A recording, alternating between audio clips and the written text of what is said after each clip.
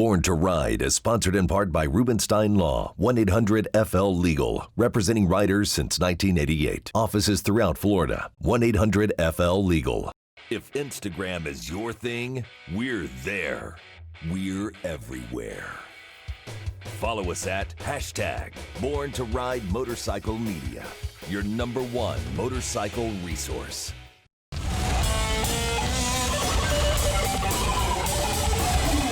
Thanks for tuning in to Born to Ride TV, the longest-running biker TV show in the world. This week, the word is out. Dave Nichols has joined Born to Ride, bringing his vision and direction to our team. Let's catch up with Dave on Boss Hog Radio Show as he talks history of the biker lifestyle, Easyriders magazine, and Born to Ride. Also, the Great American Biker Bash is coming, and the picture books are an electric force. Find out how and why. All this and more here on Born to Ride.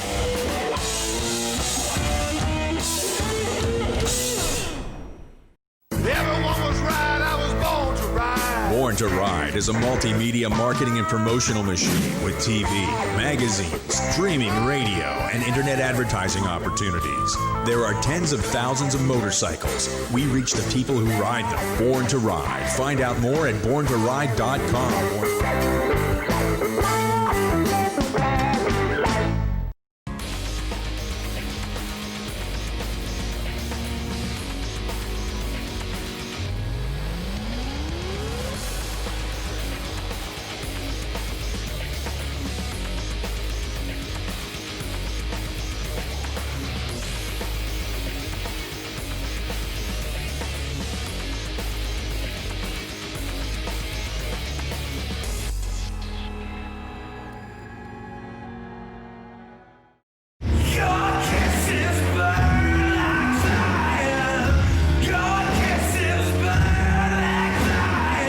What's up? I'm Finn, and this is Philip from the Picturebooks, and you're watching Born to Ride. Yeehaw!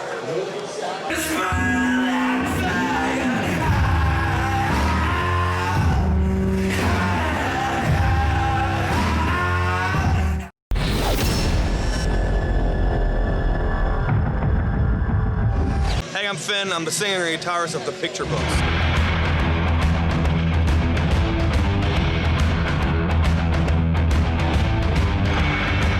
Well, all the way from Germany, doing a tour right now all across the States, and we're here at Born to Ride Chopperama having a good time.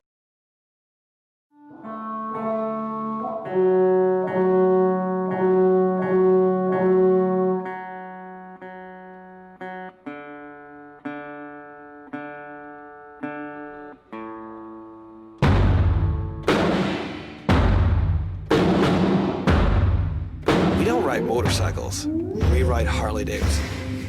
And I guess this is something that a lot of people think that way. Nobody, if you ride a Harley, you tell somebody, I ride a Harley. You don't tell them I ride a motorcycle. That's how much a Harley gives you a feeling. You know, it's crazy. It's so crazy how much everything changes as soon as you have a Harley. Hey, I'm Finn. I'm the singer and guitarist of the Picturebooks.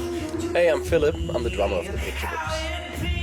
Philip and I met in the local skate park of our really small hometown. There's nothing going on in this town. There's no scene, no nothing. So when Philip came in wearing a Black Flag shirt and I was wearing a Roxy Music shirt back then, we immediately clicked and realized we're into the same stuff, motorcycles, music, and just skateboarding.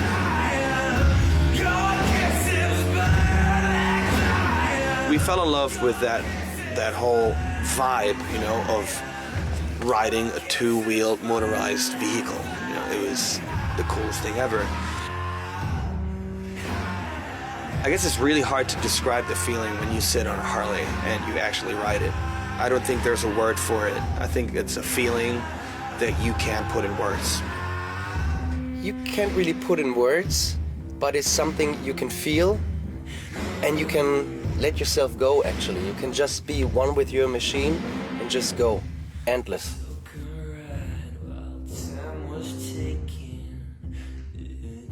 I guess we realized real fast that you can't imitate a Harley-Davidson with something that is not Harley-Davidson. So we went through a bunch of bikes that were cool and a lot of fun, but knew real fast that we need a Harley. The funny thing is, I can't weld.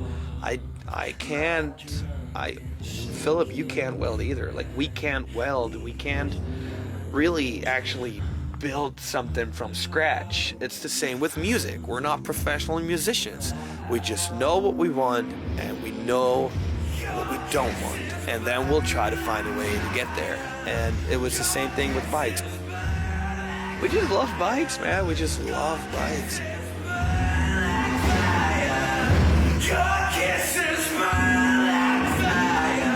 I mean, at that point, Philip and I basically never ridden a new bike. And so I remember riding a Street Glide for the first time, and Philip had a Road King, and we just completely fell in love with it. And can't imagine riding anything else from now on, to be honest. Also, the thing with us is we don't really consider ourselves a band. We're just best friends that use music as a tool to express whatever's going on in our hearts.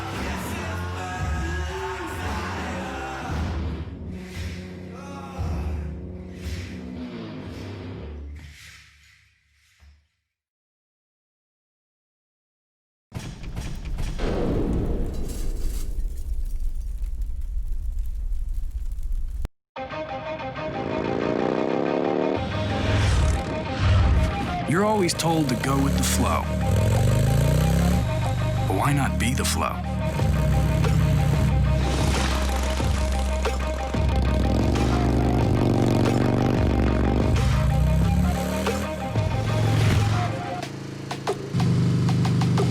Test ride the Road Glide Limited and Ultra Limited today. Need we say more? Only at Crystal Harley-Davidson, Homosassa, Florida.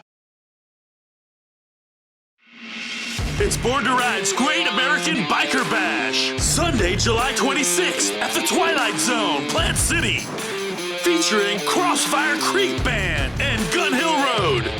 Boss Hog Radio live remote with Mama Dukes and Fester Jenkins. They'll have giveaways, prizes, and more. Born to Ride 10-class custom and ride-in bike show, TV taping, and magazine shoot. Sponsored by Budweiser. So grab an ice cold beer. Vendors call now. Brought to you in part by Bobby Ramey's All Steel Buildings and representing riders since 1988. Rubenstein Law. FightForYou.com. So you don't want to miss the Great American Biker Bash, Sunday, July 26th at the Twilight Zone.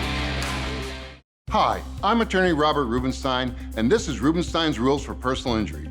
Rule number 1, get an attorney. When you or a loved one have been injured by another's negligence, an experienced attorney can make a huge difference. At Rubenstein Law, we will find all of the insurance, make sure your injuries are documented, and work to get you the best result.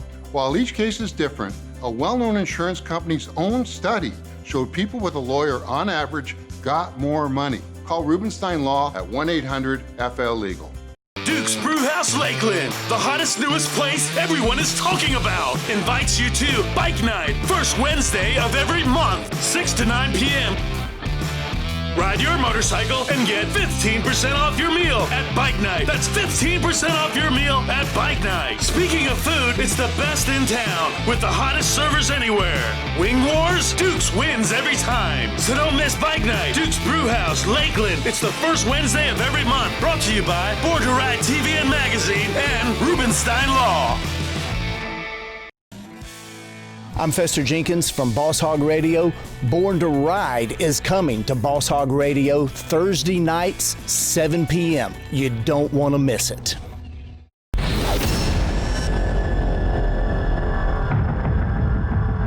Dave Nichols on the line. Hey, welcome back, Dave. Heck yeah. I'm part of the family now, kid. That's right. That's right. The phones have been ringing off the hook, and they say, Dave Nichols told me to call. Hi, I'm calling because of Dave Nichols. And, you know, just got a lot of stuff happening. We got major deals on the table. Look at all my list. I mean, it's every day. Dave Nichols wants you to do this. Dave Nichols wants you to do that. Yes. Oh, yeah. Hey, I'm just getting started. I know. It hasn't happened yet. Every day I call up Deb and I say, okay, listen, this guy's going to call you.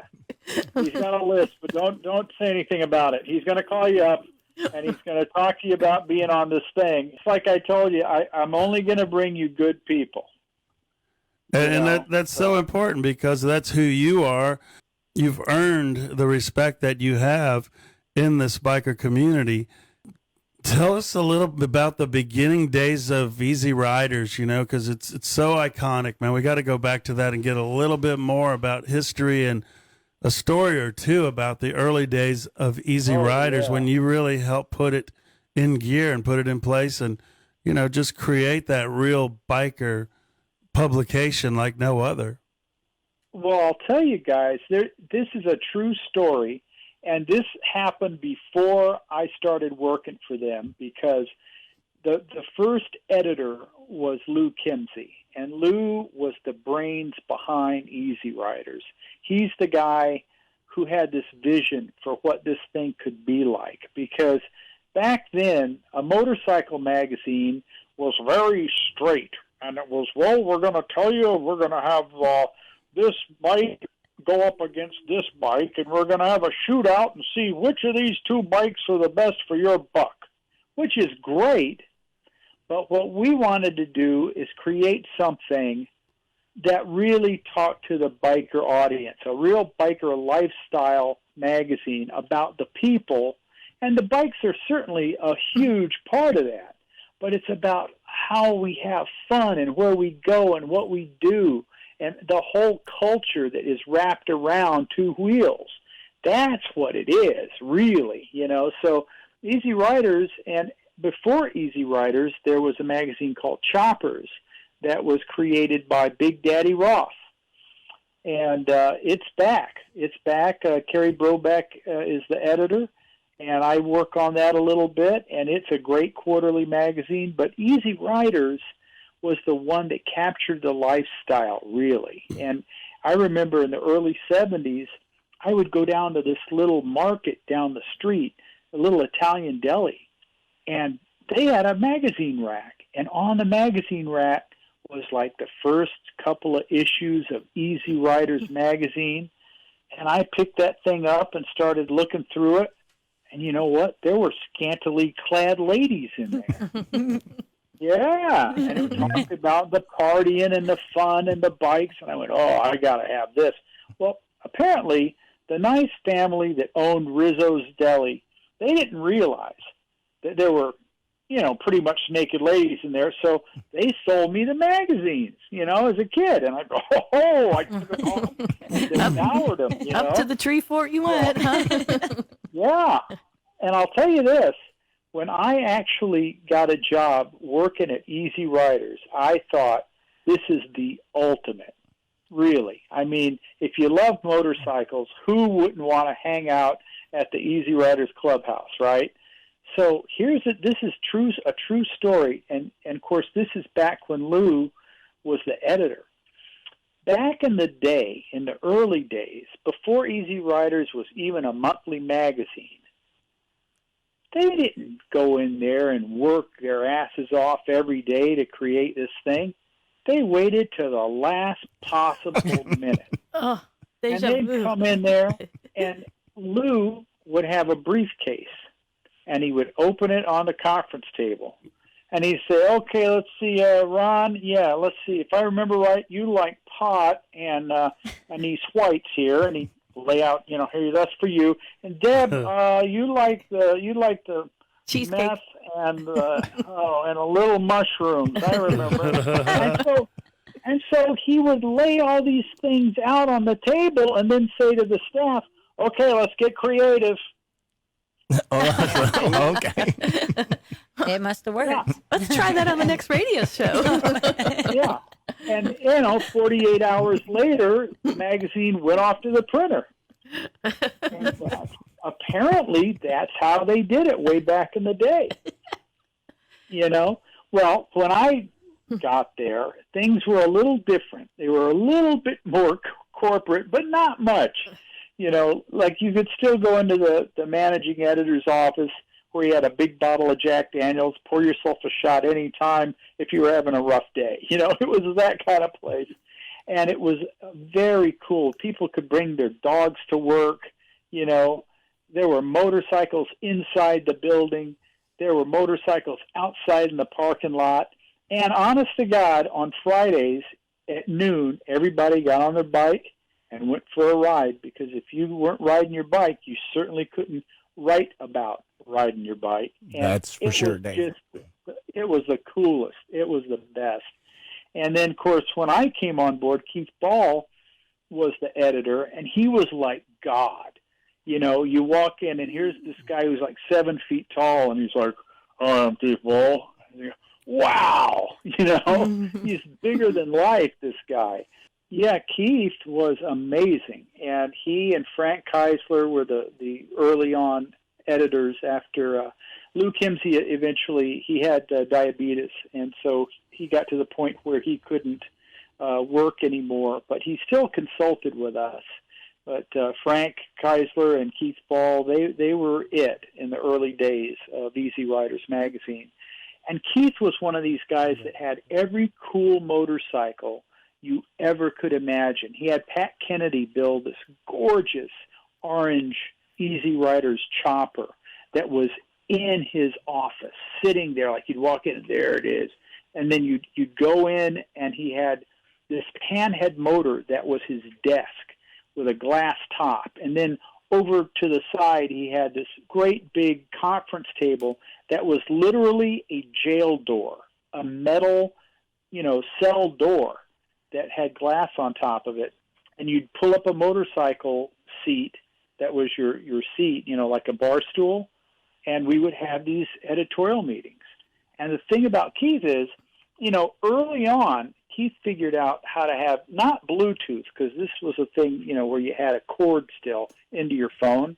You wouldn't know he's on the phone. So you'd walk in and you'd say, "Keith, look, I got this idea for a new story.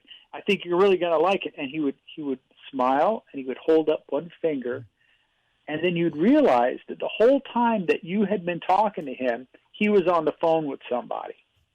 He's like, "Oh, just a minute. Okay. Now, what were you saying? What was that?" And but he was the most fun guy to work for. We went to Sturgis one year. It was the first year that I was working for them. I got to go to Sturgis with Rip and Keith Ball and Kim Peterson, and I mean the legends,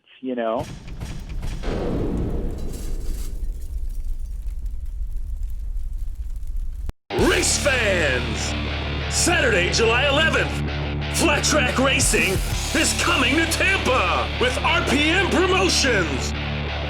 It's Clay by the Bay, presented by Rubenstein Law, representing riders since 1988, and Born to Ride TV and magazine. Don't miss top amateur and pro racers handlebar to handlebar at over 100 miles an hour, fighting for that $5,000 purse. Special flagman, the legendary Bubba Blackwell. It's Flat Track Racing back in Tampa. Live pay-per-view from Fight TV. Kids and under 6 are free. Adults, $20. Kids, 6 to 12, $10. Family fun for everyone. You can buy the whole seat, but you'll be sitting on the edge at Clay by the Bay, Saturday, July 11th, East Bay Speedway. Race fans! Here's your chance to win free tickets from Rubenstein Law and Born to Ride. Just go to Born to Ride TV Magazine Facebook page and tell us why you need to win free tickets. We will be contacting winners. Race fans, don't miss it. Race fans!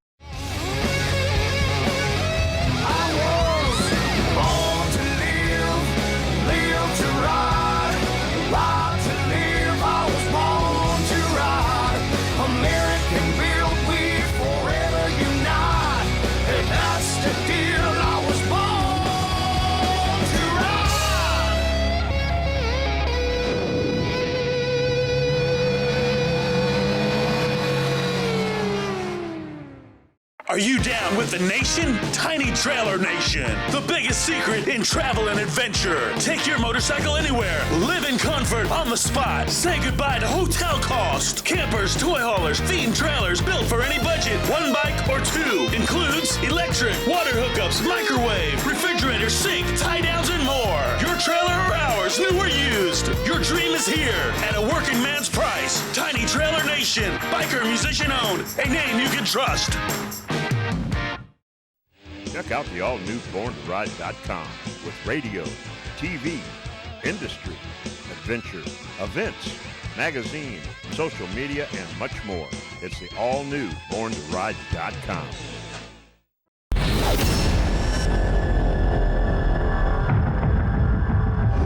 One cool thing, as I am talking to people in the industry, almost every single one of them, you know, when I tell them about Born to Ride, they say, oh, yeah, you know, I think they interviewed me once for their TV show. Everybody. Over the last 25 years, you know, Ron and Deb have interviewed everybody. We tried to cover it all.